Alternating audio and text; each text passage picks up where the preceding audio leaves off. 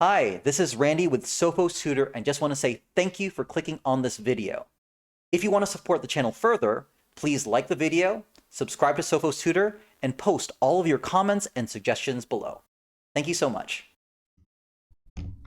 So for our first question, we're going to be dealing with this multiple choice question asking to integrate from 2 to e plus 1 the expression 4 over x minus 1. Okay. So first thing we're going to identify here is what type of integral this is. And we see an x in the denominator. What we need to learn is that when we see an x in the denominator, the integral to this value is simply going to be the natural logarithm of whatever is inside the denominator, which in this case is x minus 1. X doesn't have any special coefficients or exponents, so we can just put the entire denominator into the absolute value of this natural logarithm. Now, since there is a 4 in the numerator, we are going to go ahead and have to carry a 4 next to it. So this is equal to the integral of 4 over x minus 1. And now we need to plug in the values. X equals e plus 1 and x equals 2 and subtract the results. So this is going to equal 4 times the natural logarithm of the absolute value of e plus 1 minus 1 minus the natural logarithm of 2 minus 1. So this is going to equal 4 times the natural logarithm of e minus the natural logarithm of 1. We need to remember that the natural logarithm, anytime you take the logarithm of 1, this is just going to equal 0. So this is going to go away. And the natural logarithm of e is simply equal to 1. So this is going to equal 4 times 1, which is equal to 4. And we get the answer choice of A.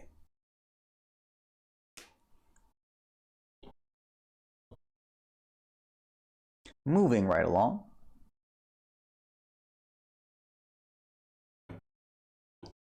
Zoom out.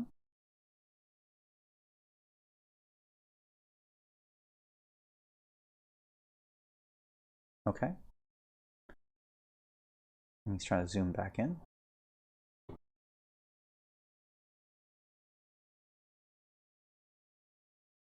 Okay.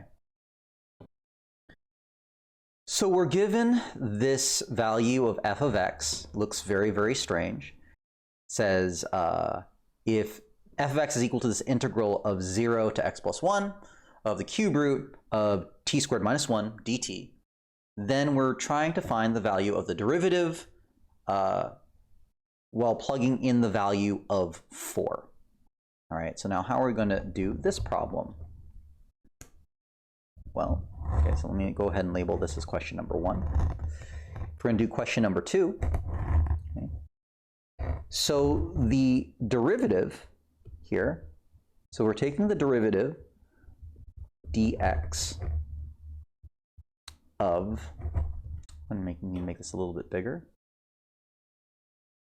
of 0 to x plus 1 cube root of t squared minus 1 dt, okay? And we want to plug in this value of x equaling 4. Well, the derivative and the integral basically means we're just going to plug in whatever is here into our t. So this should equal the cube root of x plus 1 squared minus 1. And we're plugging in the value x equals 4. We don't need to worry actually about that 0. Actually, wait, do we? No, we don't. Because this cube root here, I just want to make sure if we plugged in 0, would we get some sort of rational number? We wouldn't, so this will be fine. So now we're going to go ahead and plug in cube root of 4 plus 1 squared minus 1. This is going to equal the cube root of 5 squared minus 1. This is going to equal the cube root of 25 minus 1, which is 24. And are there any cube roots in 24? I think there are, because it's cube root of 8 times 3. The cube root of 8 is 2, so this is going to equal 2 cube root of 3. And it looks like we have our answer here, answer choice B. Moving right along.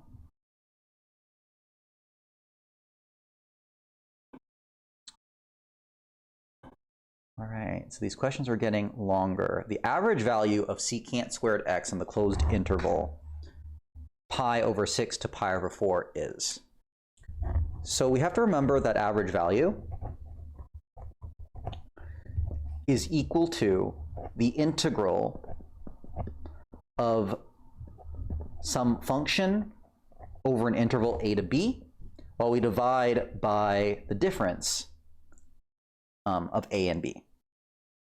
Okay, so now plugging in the values here, we are taking the integral from pi over 6 to pi over 4 of the secant squared of x dx, and then dividing that over pi over 4 minus pi over 6. Okay, so we need to remember what is the integral of secant squared. The integral of secant squared is tangent x. Let me recall that. Derivative of tangent is equal to secant squared. That seems to work. If we don't remember, we can remember that tangent is equal to sine over cosine, right? So if we took the derivative of this function, we see that we can use fraction rule. So this is going to equal the cosine of x times the derivative of the numerator, which is cosine of x, minus sine of x times the derivative of the denominator, which is negative sine of x, all over the denominator squared. This becomes plus. These two equal 1. So we get 1 over cosine squared of x, which is equal to secant squared of x. So indeed, the derivative of tangent x is equal to secant squared of x. So the integral should be tangent of x. Erase. And so now this tangent, we need to plug in the values of x equals pi over 4 and subtract tangent of pi over 6. While on the bottom, we can calculate the difference between these fractions. We'll do a little bit of a form of kind of cross multiplying here. So this is going to equal 6 pi minus 4 pi divided by 4 times 6, which is 24. Okay. So this is now going to equal the tangent of pi over 4 minus the tangent of pi over 6. We're going to divide this by, looks like 2 pi over 24. These will cancel out. We'll get 12 on the bottom. So this is now going to equal, we're going to bring this 12 up to the numerator, 12 times the tangent of pi over 4 is equal to 1. The tangent of pi over 6 is 1 over the square root of 3. Yep, 1 rad 3, 2. That's right. All over pi. So do we need to combine these values? It seems like we do. This is going to equal, so if I bring the rad 3 on the bottom, so we'll get pi rad 3 on the bottom. This will be rad 3 over rad 3, so rad 3 minus 1. So we get 12 times rad 3 minus 1 over pi rad 3. Let's see if we can find that solution here.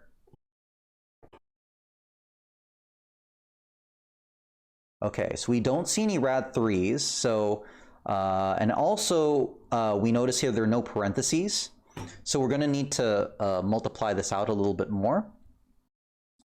So this is going to equal 12 radical 3 minus 12 over pi radical 3. We're going to need to multiply the top and the bottom by radical 3. So this is now going to equal radical 3 times radical 3 is 3 times 12, which is 36, minus 12 radical 3 over 3 pi. These 3's will cancel out. This will be 12. This will be 4. So we get 12 minus 4 radical 3 over pi. Do we have a solution there? 12 minus 4 radical 3 over pi. And the answer choice here is C. Question states, the base of solid S is enclosed by the region of the graph y equals -4/5, x plus 4, the x-axis and the y-axis. So basically this triangle inside of this graph. If the cross-sections perpendicular to the x-axis are semicircles, then the volume solid S is. So essentially when we do these volume problems, is we are going to be integrating. Make sure that you can see me okay. Okay. So whenever you do a volume, you are going to be integrating whatever the function is, okay? But you're going to plug it into what we call the area formula. So it's whatever the area of the cross-section is to dx across whatever interval we wanted. So if we consider the shape of this triangle, the cross-sectional area we see is going to be a semicircle. Okay? We know that the area of a semicircle is the area of a circle divided by 2. The question is now, what is the radius? The radius is going to consist of half of whatever this height is. Now the height at any given moment is going to be equal to -4/5x plus 4. So therefore, the radius is going to equal this value divided by 2. So if we want to plug in the area formula for this f of x, well, we're going to be traveling from x equals 0 to x equals 5. So from 0 to 5. This will be pi r. R is -4/5x plus 4 divided by 2 squared. And we're going to divide this whole thing by 2 dx. Okay, now I wouldn't expect us to be able to do this by hand if we were doing, say, like the AP test, but just for the exercise, we're going to do it anyway. First thing I'm going to do is going to take out the pi over 2, and we're going to square this. So let's do the bottom first. We're going to square this 2 here, which will be 4. The top will be 16/25x squared minus 4 times 4 is 16 times 2 is 32/5x plus 16. Okay, we're going to take this 4 out now, so we get pi over 8. All right, and then I think we can actually integrate here. Okay, so we're going to get 16/25x cubed divided by 3 minus 32/5x squared divided by 2 plus 16x. And this is going to go from x equals 5 to x equals 0. We won't need to worry about the 0 because every time we plug in 0, all these terms will become 0. So pi over 8. We can do 16/25, 5 cubed over 3 minus, I'm going to go ahead and cancel out the 32 to 16. So 16/5 times 5 squared plus 16 times 5. Okay, 2 5s will cancel out the 2 5s and the 25. The 1 5 here cancels out the 1 5 here. And since we have plus 16 times 5 minus 16 times 5, these two terms will cancel each other out. That's convenient. And then over here, the 16 will cancel out with the 8, which will give us 2 up here. So now that will give us a total value of 10 pi over 3. And we have a solution B. So there is problem number 4.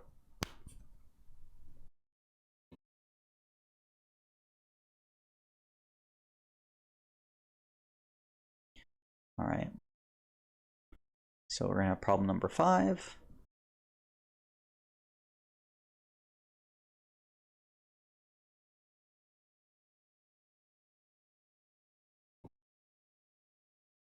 And then a little smaller here.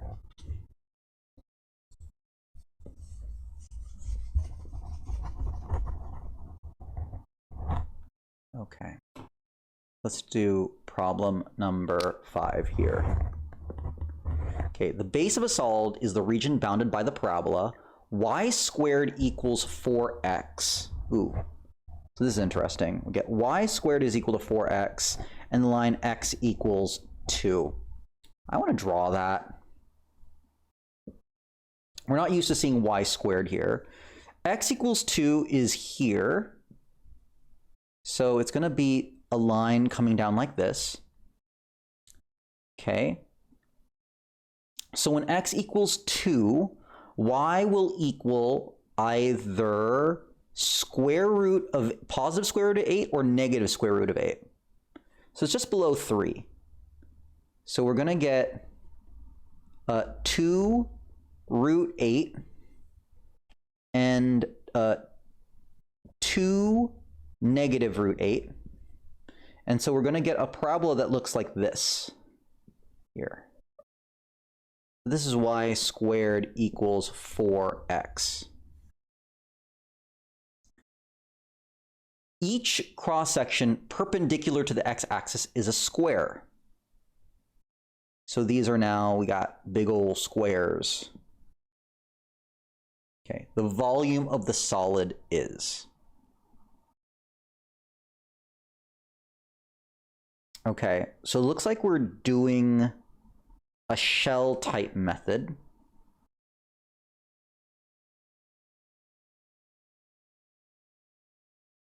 Okay. So if we consider, actually, if we can actually cut this in half, actually. So remember that the area, we're going from 0 to 2. Okay.